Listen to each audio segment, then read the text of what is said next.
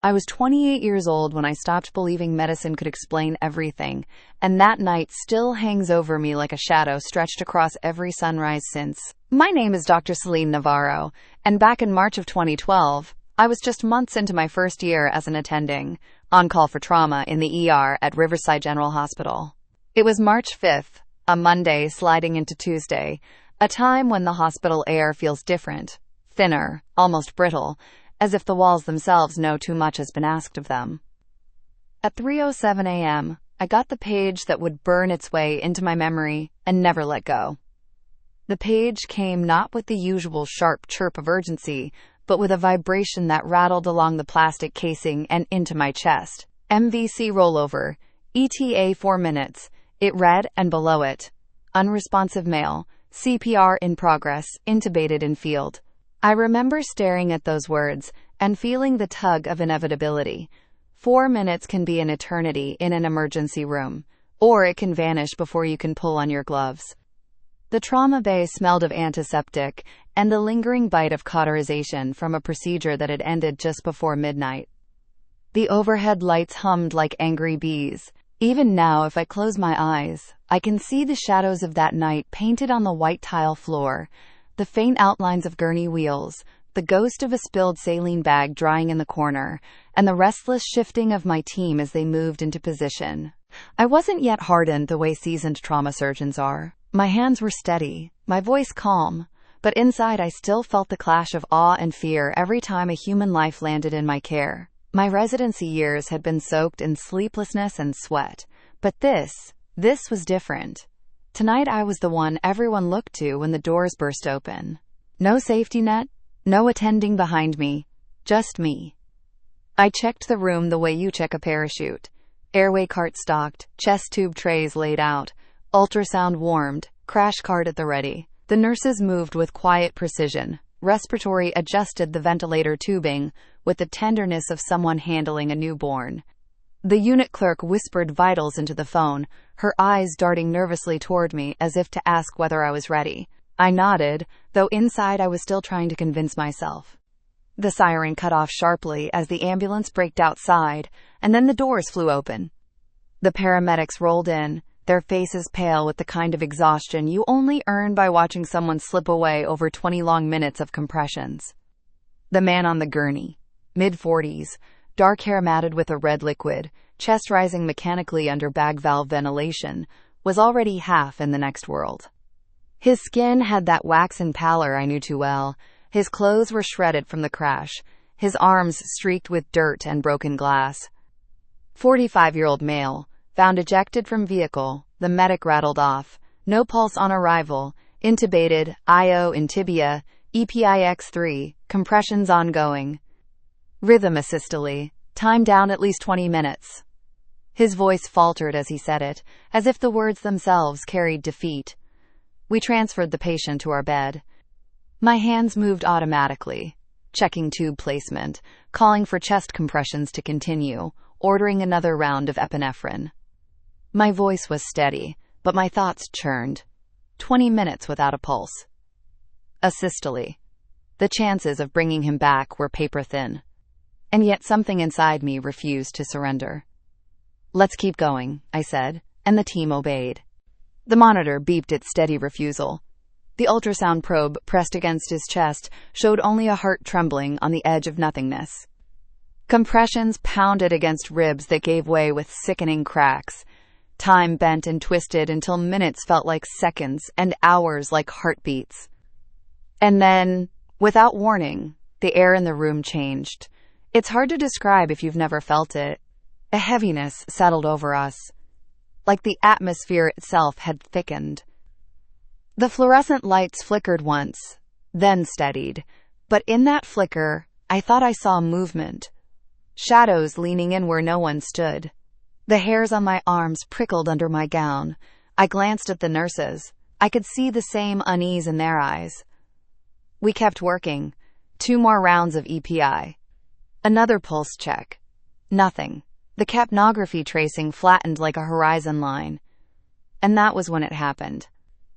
At exactly 3:32 a.m., with the monitor flat and the ultrasound screen silent, The patient's head turned slightly to the side, his lips parted against the tube, and in a voice that was not mechanical or reflexive, but clear and deliberate, he spoke.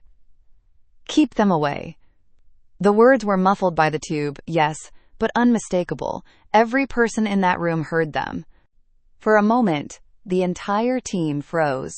Compressions stopped mid-cycle. Even the ventilator seemed to hesitate. We all stared, waiting for an explanation our brains could accept. I leaned closer, my heart pounding in my throat. His eyes fluttered open, glassy but aware, and he whispered again, this time more urgently, "Don't let them in." The monitor remained flat. The ultrasound showed no motion.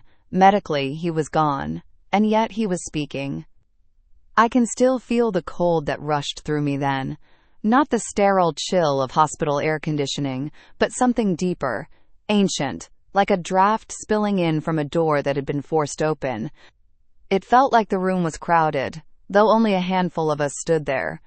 I swear I could sense presences, circling, pressing against the edges of what we could see. The charge nurse muttered, "Jesus," under her breath. The respiratory therapist dropped a clamp, the metal clattering against the floor like a gunshot. I wanted to explain it away. A final neural discharge, air passing the cords in some strange trick of physics. But no, his tube was sealed, no breath moving past it, no chest rise beyond the compressions we had paused. And yet he spoke again, this time softer, as though the words were for me alone. "Tell her I kept my promise." And then his eyes closed, his jaw slackened. The room returned to its terrible silence, broken only by the flatline tone of the monitor. I pronounced him dead at 3:34 a.m., but none of us in that room truly believed death was the whole story. That was the night that changed me. The night that drove me out of trauma and into general practice years later, because I could never walk into another code without hearing his voice. And if you think this sounds like a story about medicine, you're wrong. It's a story about the spaces medicine can't touch. It's about promises carried beyond the grave. And it's about what waits in the ER when life ends, and who might be trying to come in when a soul slips free. That night, I saw the war we don't chart in medical records. The war between light and shadow, the angels and demons who stalk our halls, unseen but never absent. And I'll tell you everything, because silence only makes the shadows grow stronger. I have told myself the story 100 ways, but each time I come back to the same unbearable truth. He was dead when he spoke, not dying, not fading, dead. And yet words came, carved into the sterile air of Trauma Bay 4, like a warning I was never meant to ignore. After I called time of death at 3:34 a.m., silence swallowed the room. My team stood still, hands hovering in midair, as if we were all waiting for someone else to say what we had heard was impossible. But no one did. The charge nurse, Mariana, finally moved first. She pulled the sheet gently up to the man's clavicle, the way you do when you're protecting dignity, rather than fighting for life. Her lips pressed together in that thin, haunted line I had seen before when she didn't trust her own eyes. "Doctor," she said softly, "what do we chart?" I looked at her, at the others. Respiratory, the tech, the recorder, the pharmacist, and I could see the same question pulsing in all of them. How much of the truth do we allow to exist on paper? Medicine only tolerates what it can measure. But this wasn't measurable. It was something else. "Chart what we did," I said, my voice steady even as my stomach nodded. "Everything we tried, the time of death." I paused. My throat was dry. Nothing more.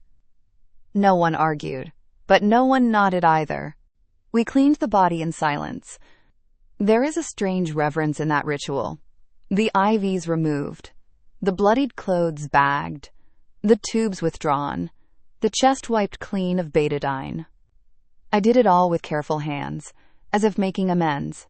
When I slipped the tube from his mouth, the tape tearing softly against skin, I half expected him to whisper again. He didn't. His lips parted, slack and pale. Nothing stirred. When the body was prepared, security called the coroner's office. We left him under a white sheet, waiting to be taken upstairs. The overhead fluorescent lights buzzed like insects, louder than usual, their glow washing the room in cold pallor. I should have walked out then, shaken it off as fatigue, adrenaline, grief, but I couldn't. Something held me there, rooted me at his side. The words he had spoken replayed in my mind with the weight of prophecy. Keep them away. Don't let them in. Tell her I kept my promise. Who was her? His wife? His mother? His sister? And what was the promise? I stepped back from the bed, but my eyes were drawn to his hand. It was calloused, grease dark under the nails, the kind of hand that knew machinery and labor. The ring finger bore a pale indentation, a circle of absence, a missing wedding band, a broken vow. Or maybe one kept, depending on how you looked at it. I glanced at Mariana, who lingered by the door. You heard it too. She hesitated, then nodded. Yes, clear as day. Her eyes darted to the corners of the room. And I don't think it was for us. Her words chilled me more than the patient's had. Because she was right. It hadn't felt like he was speaking to the living at all. It was as if his last breath, his last spark of will, had forced its way through some crack between this world and whatever waits beyond. I told myself to focus on the practical. Next of kin. Paperwork. Another case would roll through the doors at any minute. The ER never sleeps. But even as I walked back toward the charting station, I felt it. The sense of being observed. Not by colleagues, not by cameras, by something else. The air was thick, pressing down on me, and though the room was brightly lit, the shadows seemed to lean inward, like silhouettes crowding closer. I shook my head, tried to steady myself. Fatigue. That's all it was. Long shifts, warped perception. But the unease followed me out into the hallway. Riverside General was built in the 70s, a sprawling structure of sterile corridors and windowless rooms that seemed to swallow sound. At night, the halls carried a different rhythm, slower, heavier. You could hear the hum of vents, the squeak of wheels on linoleum, the muffled cries from psych down the hall. It was a place built to sustain life, yet at night, it felt more like a gateway where life and death traded places. I returned to my small office beside the trauma bay. The clock read 3:50 a.m. I sat down, pulled the patient's wallet from the belongings bag. His name was David Mercer, 45. Driver's license tucked behind a photo of a woman and a little girl, both smiling under a summer sun. The woman's hand rested on his shoulder. A ring gleamed on her finger. His was bare. I traced the photo with my thumb, staring at the little girl's eyes, bright, trusting, unaware of what was happening to her father just rooms away. Tell her I kept my promise. The words throbbed again in my head. Did he mean the woman, his wife, or the girl, or both? The longer I stared, the heavier the air became. My chest tightened. The hum of the lights above deepened into a low drone, vibrating against the walls. And then, just at the edge of hearing, I thought I caught it. A whisper. Not words, exactly. More like a rustling, as if unseen voices pressed against glass. I jolted upright. The photo slipped from my fingers. My pulse raced. I looked around the empty office, every corner too dark, every shadow too sharp. The air conditioning clicked on with a mechanical sigh. But I knew what I felt. Something was near. I closed the wallet, shoved it back into the bag. My hands trembled. I told myself I was exhausted, that my mind was conjuring nonsense. But deep down, I knew better. When the coroner's attendants came to collect the body, I walked with them to the elevator. The stretcher rolled quietly, wheels squeaking faintly. I kept my eyes fixed forward, but I couldn't shake the sense that we weren't alone, like something unseen was following, waiting. At the elevator, the doors opened with a metallic groan. The attendants pushed the stretcher inside. As the doors slid shut, I caught a glimpse of the patient's face beneath the sheet. For a fraction of a second, I thought his lips moved. I turned away quickly, forcing myself back toward the ER. But the whisper followed me. Keep them away. That night, I didn't sleep. My shift ended at 7 a.m., but I stayed, sitting in the break room long after the sun rose, drinking lukewarm coffee and staring at nothing. The others avoided talking about it. They buried themselves in charts, in new patients, in the grind that never ends. But I knew they remembered. I carried his words with me long after. They became a refrain in my mind, an echo in the quiet moments. Don't let them in. Tell her I kept my promise. I tried to rationalize. Neural discharge, hallucination, group suggestion. But no explanation held. Not when I could still hear his voice as clearly as if he were whispering in my ear. It wasn't the first time I'd felt something unexplainable in the ER. Patients who claimed to see loved ones moments before death. The sudden warmth in a room, just as a monitor went flat. The fleeting shadows at the edge of vision. But this was undeniable. This was words spoken through the veil. And once you've heard the veil rip, you can't pretend it's intact. That was the night I began to believe what I'd only half joked about before, that hospitals are battlegrounds, not just of medicine and disease, but of something older. Something cosmic. Angels and demons circling the souls of the dying, waiting for a door to open. I left trauma years later because of that night. Because I couldn't keep fighting battles I couldn't see. But before I left, I saw more. Whispers. Shadows. Things I can't explain. And it all started with David Mercer, at 3:32 a.m., when he spoke after death. I thought the weight of that night would fade once the paperwork was filed, once David Mercer's body left Riverside General for the coroner's office. But some truths refuse to be boxed away. They linger, pressing like bruises you can't stop touching, daring you to remember. By noon the following day, I was back on call, still running on black coffee and the thin adrenaline that comes from trying to outpace memory.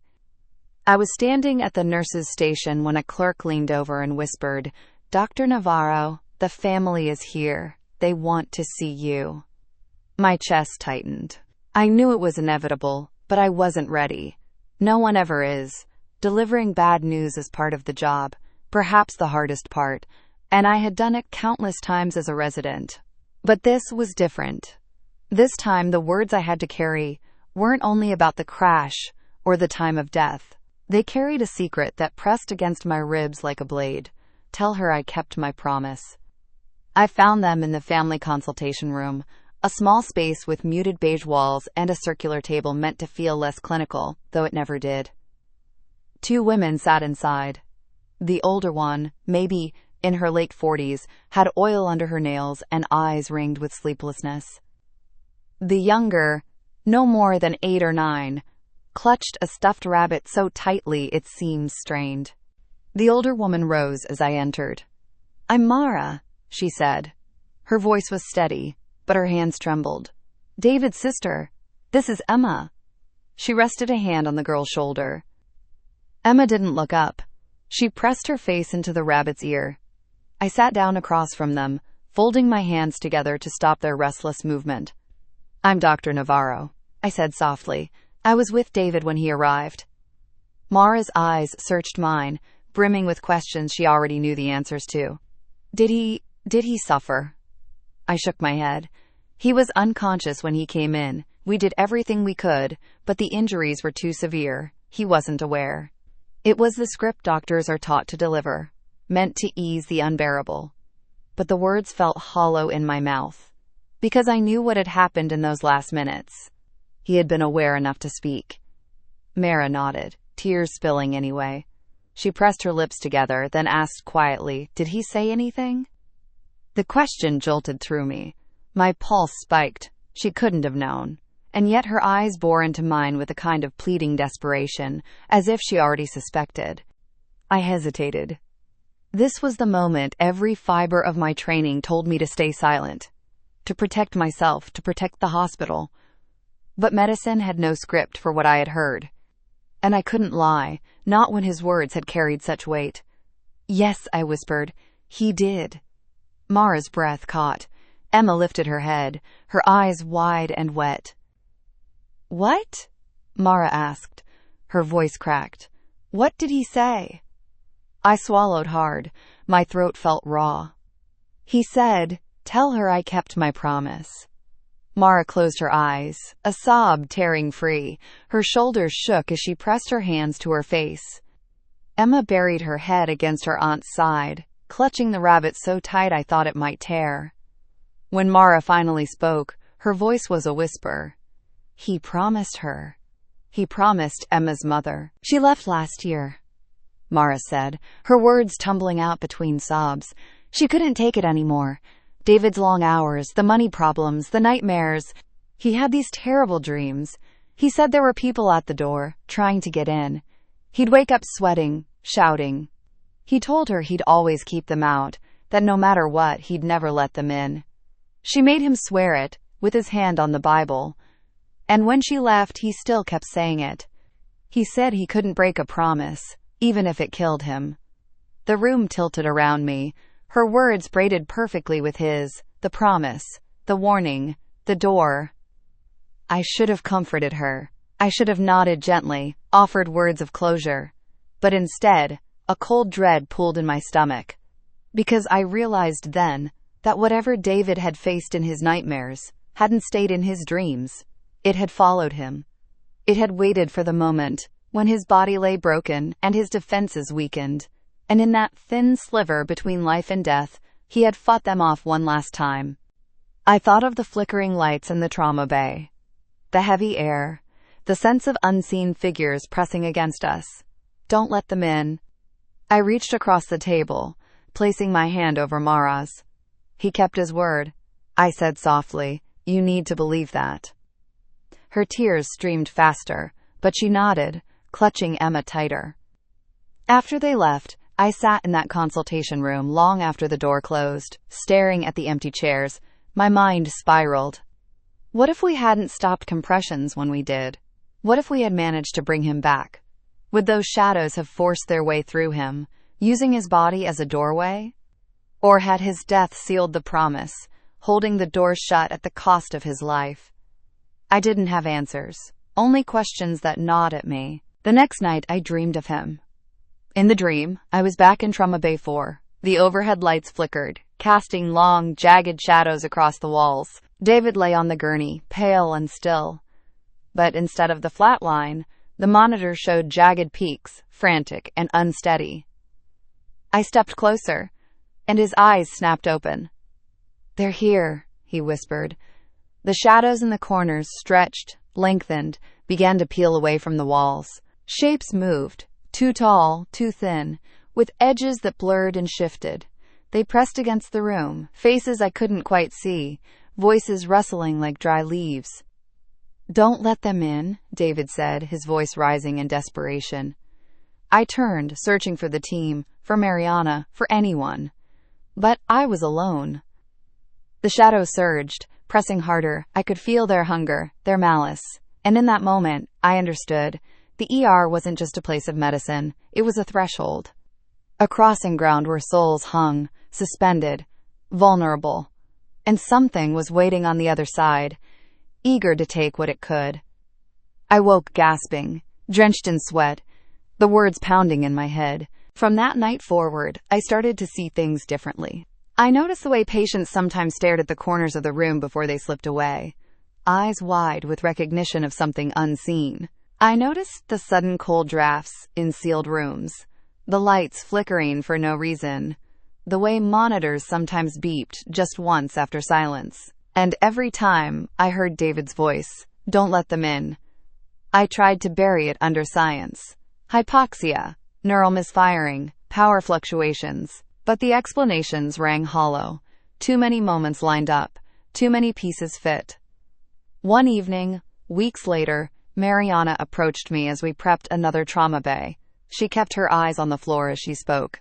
"You're not crazy," she said softly. I froze. "What do you mean?" "I heard him too," she whispered. Not just the words, the way the room changed. Like something was watching. I felt it before, not often, but enough to know it's real.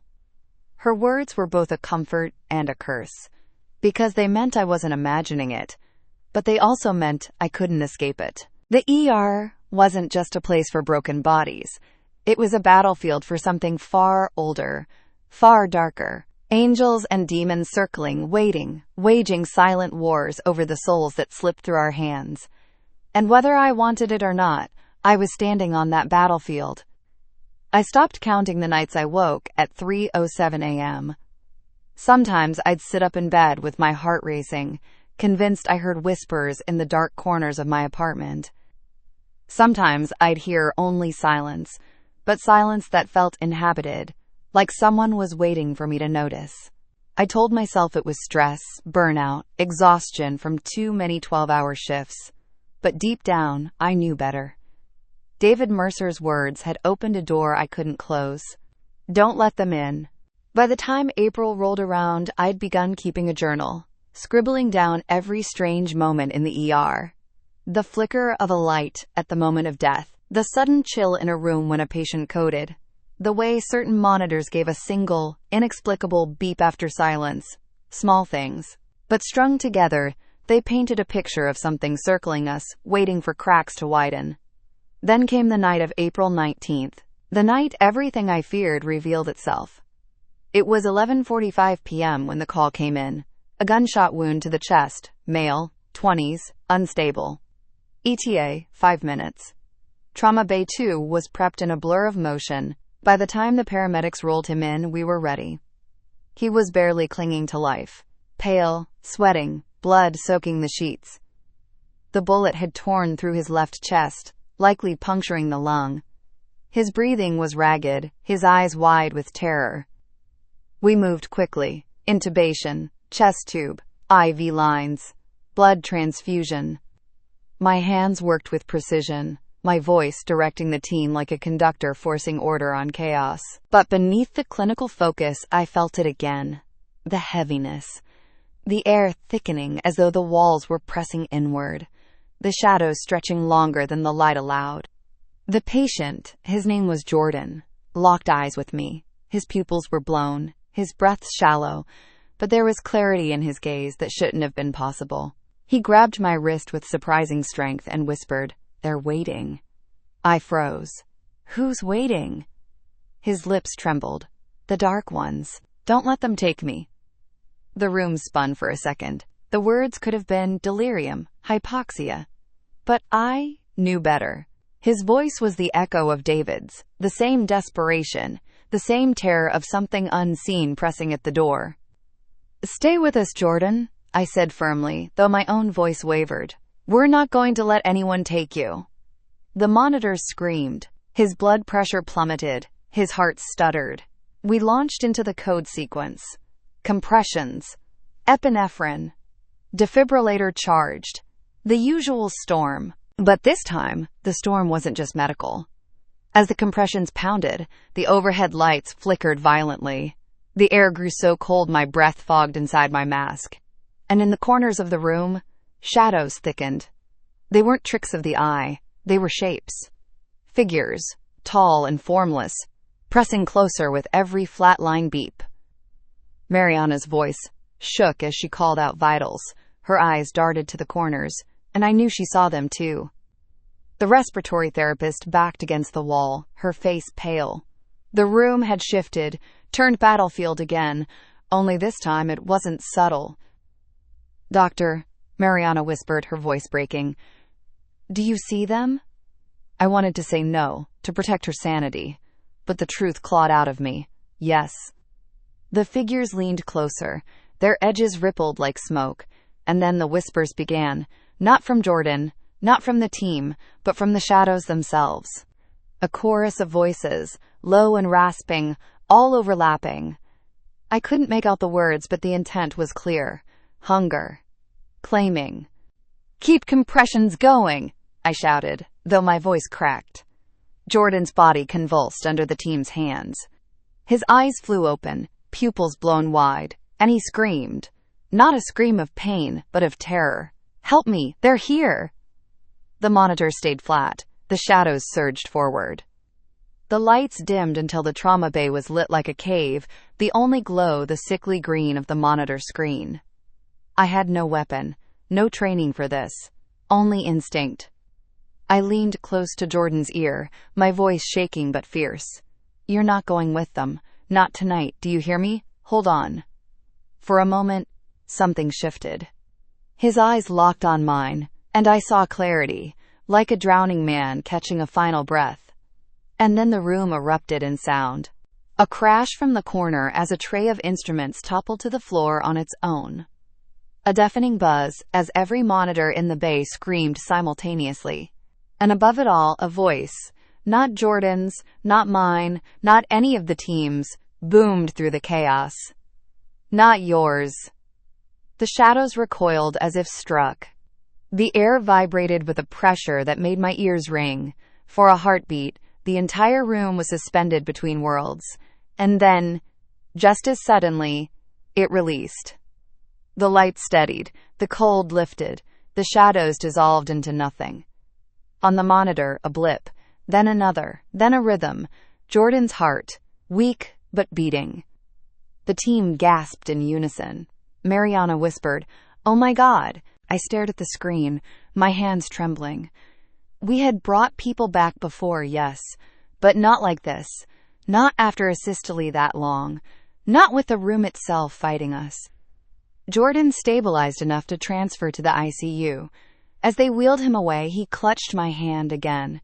His lips barely moved, but I heard him. "You didn't let them in." When the doors closed behind him, I collapsed into a chair, my body shaking uncontrollably. The team dispersed in stunned silence, each retreating into tasks and charts, too afraid to voice what we all knew had happened. I sat there for a long time, staring at the empty bay, replaying the moment over and over, the shadows pressing in, the whispers, the booming voice that cut through them. Not yours. Whose voice had that been? An angel? A guardian? A fragment of Jordan's will made manifest? I didn't know. But I knew this. The ER wasn't just a place for bodies. It was a place for souls. And every code wasn't just a fight against death. It was a war over where the soul went when the body gave out. That night sealed it for me. I couldn't deny it anymore. I had witnessed the clash. I had stood in the middle of it. Angels and demons weren't metaphors. They were here, circling our beds, waiting for doors to open. And David Mercer had been right. The ER was a threshold, and promises mattered more than protocols. I wish I could say that was the last time, that the battle ended there. But it didn't. Once you've seen the veil torn, you keep seeing it. And once the war knows you can see it, it doesn't let you go. I didn't go home after the night of April 19th.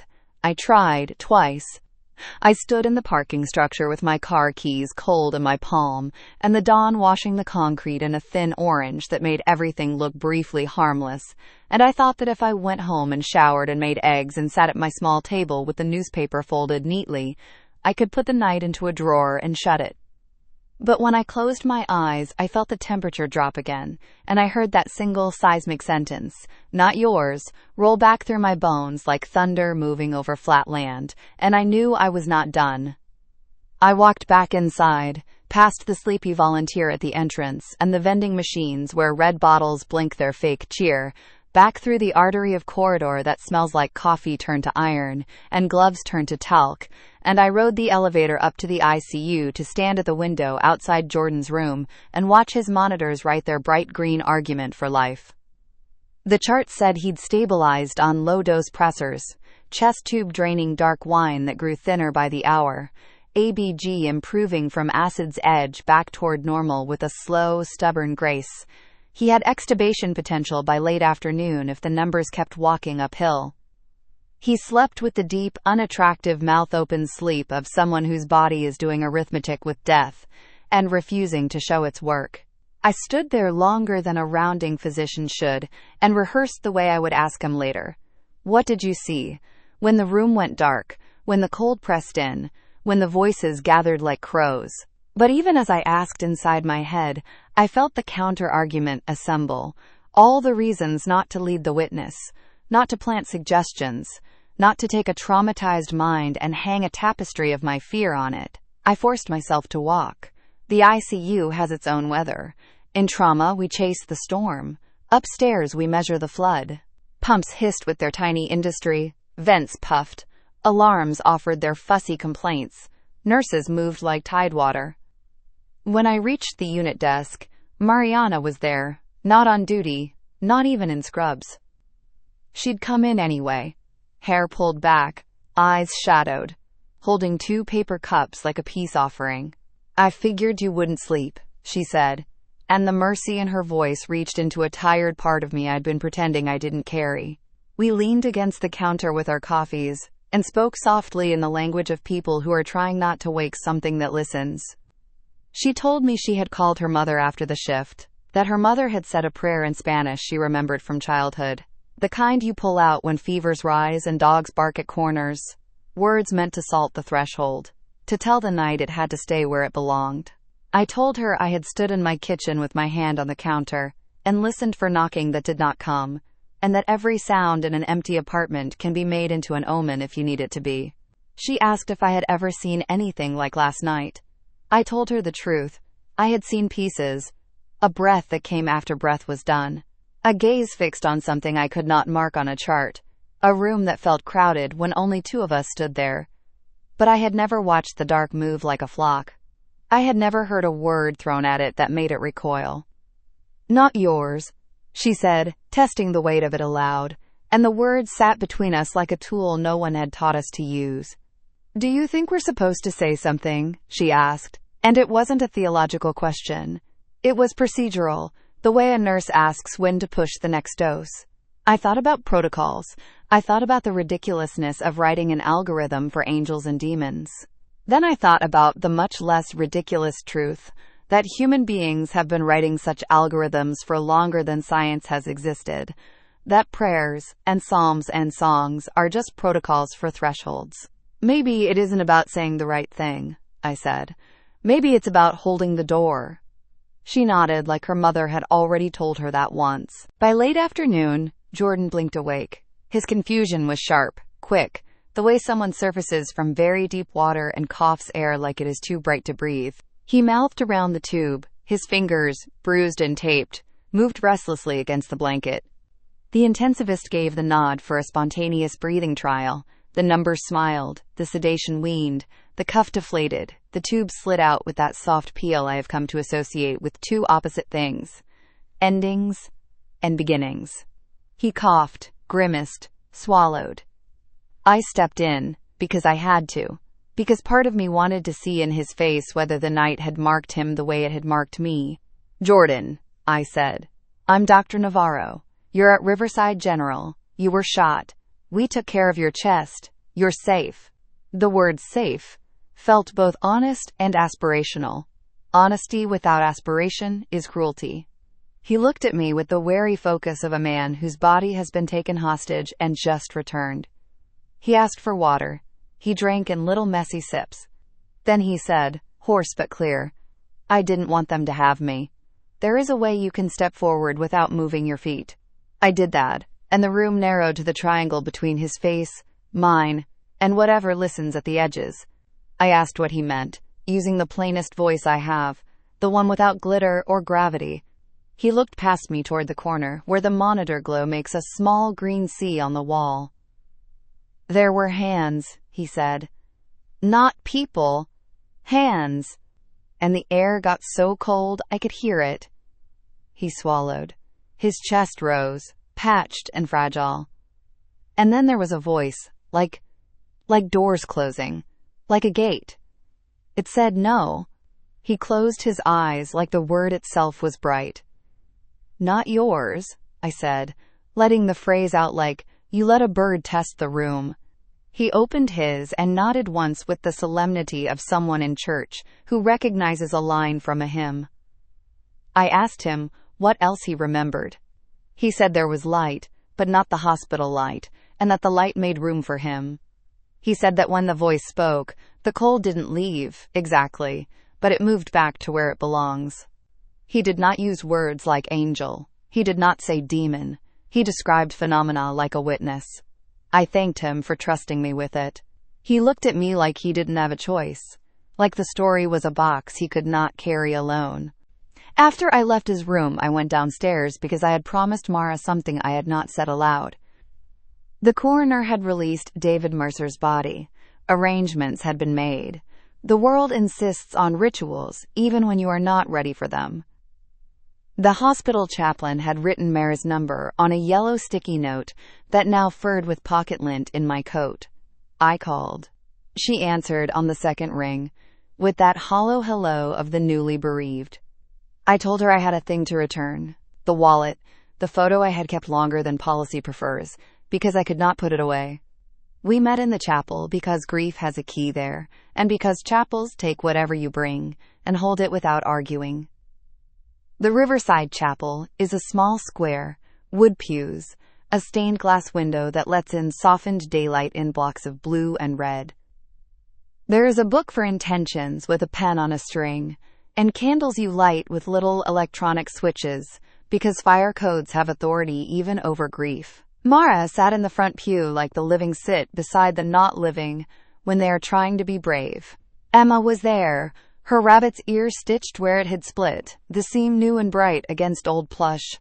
I handed the wallet over with both hands, the way you hand a fragile thing. She took it that way as well. She opened it to the photo, and breathed in sharply like the sight steals a calorie of air.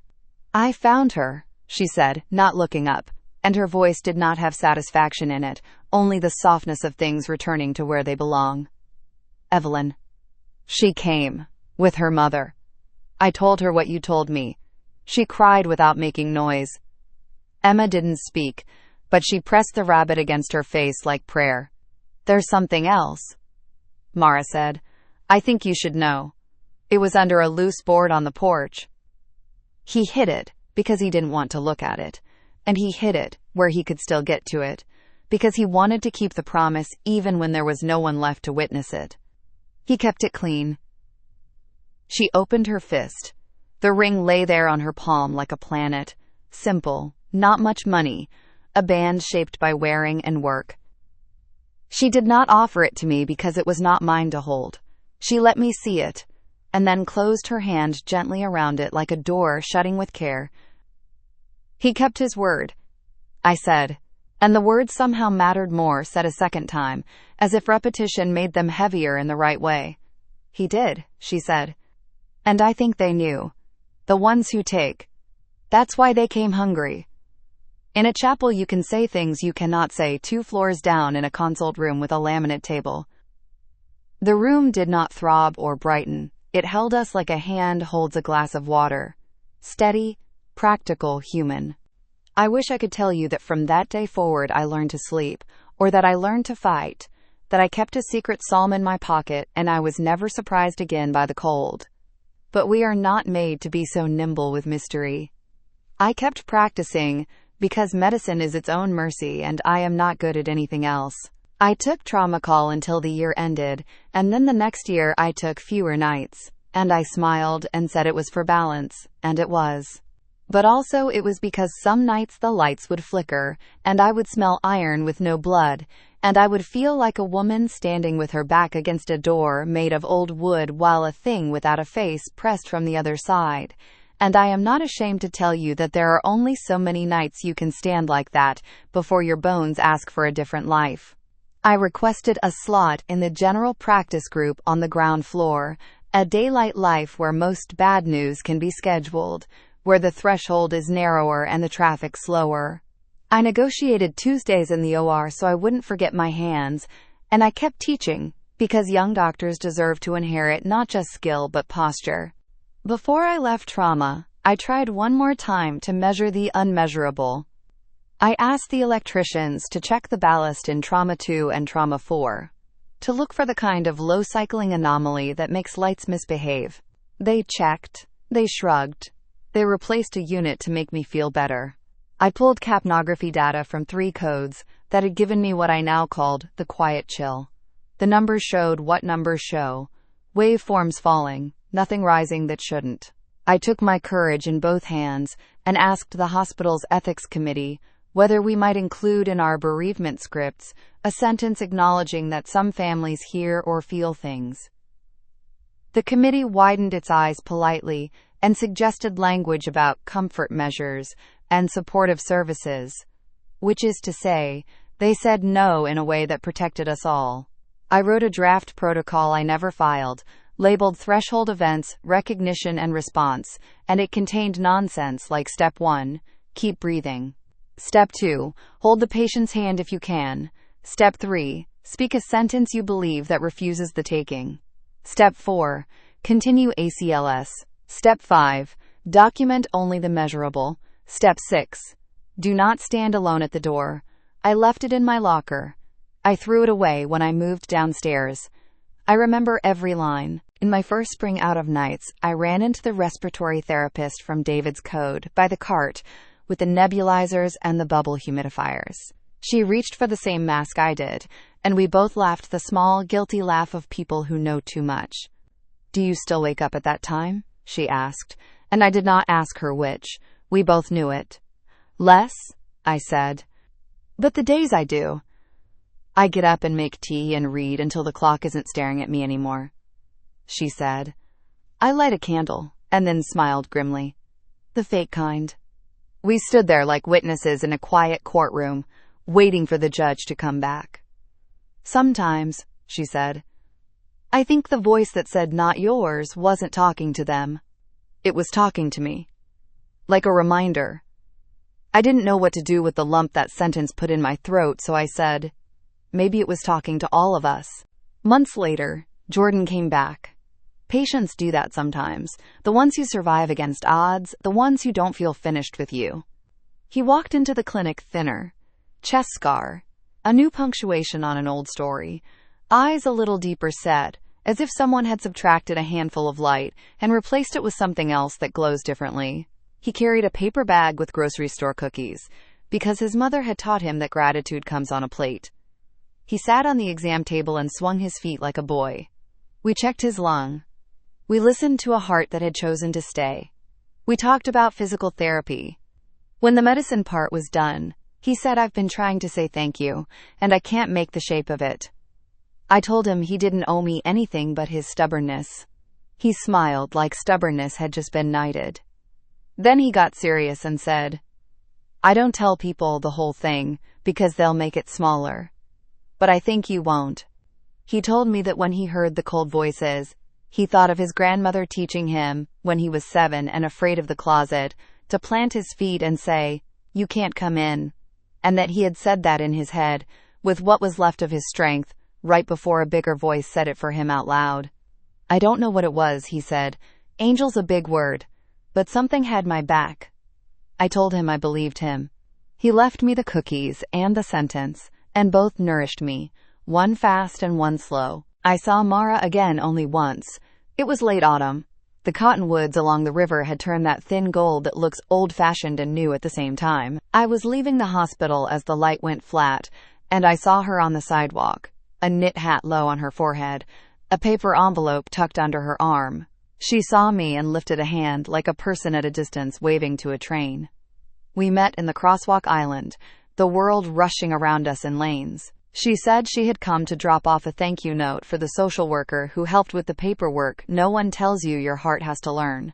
She said Emma was learning to tie her shoes in double knots because things have to stay put now, and I felt something loosen and ache at the same time. Then she said, almost conversationally, sometimes the porch light flickers, and I know it's just wiring, and I say out loud anyway, we're fine, and it stops. I did not tell her that I have whispered to my own apartment corners. She reached into the envelope and pulled out a photocopy of a page from a Bible with a ring-shaped shadow on it. She had made the copy because you cannot keep a ring and a page at the same time, and she wanted the print of the promise to live in more than one place. She handed me the copy. I did not know what to do, so I took it like a relic, which is to say gently and with an awareness that what you hold is not the paper. What you want from me, what I want from me, are answers. I tried to make them. I built them out of neuron theory and hypoxia, and the compelling sociology of shared delusion. I constructed mirrors out of grief. I hammered frames out of fatigue. On paper, each answer is decent. When laid over the night, each is thin. There is a world where I choose one anyway, and wear it like a white coat to keep the weather off. But there is another world, the one I actually live in, where a man named David spoke with no breath, where a boy named Jordan heard hands and a voice made of gate, where my nurse saw what I saw, and my own bones learned a temperature I had not believed in before. In that world, I have learned to speak carefully and to leave room. I do not go looking for the dark. I do not perform for it. When the air gets heavy, I take another breath and feel for the handle of the door and set my shoulder against it lightly, the way you press a sleeping child's bedroom door closed so the hallway light doesn't wake them. Sometimes I say nothing. Sometimes I say, quietly, not yours. Sometimes I say, because of a promise that was not mine and is also mine now, we're keeping this one. I will not argue with anyone who says that is superstition. I will not argue with anyone who says it is belief. I think it is obedience to what the room asked of me once. When new interns ask me if they will see terrible things, I say yes. When they ask if they will see beautiful things, I say yes. When they ask if they will see impossible things, I tell them the only impossible things are the ones we refuse to witness. Then I tell them what a threshold is, not with the old stories because I do not want to make them carry mine, but with the small practicalities. Never rush a family out of a room. Always tidy the battlefield into a chapel. If a patient looks past you, do not step in the way of their looking. If you feel the air change, do not gasp, because fear is a draft that opens what should be closed. Keep your promises. Help the dying keep theirs. They write this down like it will be on a test. It will not be. It will be in the room. Years have passed. My office is quiet in the late afternoon when the last patient leaves, and the building makes its tiny evening noises, metal cooling, ducts settling, a chair leaning back into itself. There is a chipped mug on my desk, with a tea stain shaped like a crescent. There are thank you cards thumbtacked to a corkboard that I look at when my chest is too full, and I need to be reminded that work can be harvest as well as planting. There is a photocopy of a Bible page in the back of a file drawer labeled MISC that I never open unless I am feeling brave, and even then I touch it with 2 fingers and close the drawer quickly, as if I had let a cool night wind in and must not let it take over the room. I sleep better now. Not always. Sometimes I wake at 3:07 and lie in the dark and listen to the house make its case for being only a house. And sometimes I get up and make tea and stand by the window and look at the street and think about doors, the literal ones and the ones our lives make. Sometimes I say to no one in particular, we're fine, and the light on the stove that blinks 12 o'clock like a tiny lighthouse seems to calm. I do not know what that proves. I do not care. People ask why I left trauma and I give them the day answers. I wanted mornings. I wanted to know patients across years instead of minutes. I wanted to hear laughter that wasn't the brittle gallows kind we used to make at 4 a.m. to keep the ghosts from thinking we were taking them seriously. All of that is true. There is another truth. I heard what I heard. I saw what I saw. And I understood that I could not spend a lifetime with my back against a door and not become made of door myself. So I chose a hallway with fewer thresholds. And when I am called back upstairs on a consult, and the air turns that peculiar heavy that I will not convince you of until it convinces you itself, I plant my feet, and I take one breath, and if I am asked for a word, I have one now that is not in any book I studied. It is not mine. I borrow it. I give it back. If you are listening because you want me to tell you which side won, I cannot. Some nights the taking happens while we are bent over the chest counting rhythm, and the room feels empty after, in the way a field feels empty when the birds have all left suddenly. Some nights the keeping is so ordinary you miss it. You never feel the cold. The lights never flicker. A heart that should not have restarted does. And you go home and wash your hands twice, and forget, and then remember at a stoplight, and cry once with the heel of your hand pressed to your eye. Some nights the line on the screen is honest, and the body is done, and you are left with the human work, which is to make the bed neat, and say the name, and tell the truth kindly. Some nights there is a voice like a gate. I am telling you all this because stories too are thresholds, and because there is a promise I carry that was spoken by a man whose hands told you he worked for a living, and whose last gift was a sentence I will never make smaller to fit my comfort. You can call what came for him delusion or darkness. You can call what sent it away metaphor or mercy. I do not mind what words you choose so long as you keep your door shut against what hungers and open to what keeps. If you need a sentence to carry in your pocket the way I sometimes carry one, you can borrow mine. It borrowed me first. I was the on-call trauma doctor for the ER when a flatline spoke and when the dark pressed and when a voice refused it. I left the night, not because I was defeated, but because I learned the shape of my strength and its limit. I kept the promise to tell you. The case will always be the hinge that creaks between what I can prove and what I must live with.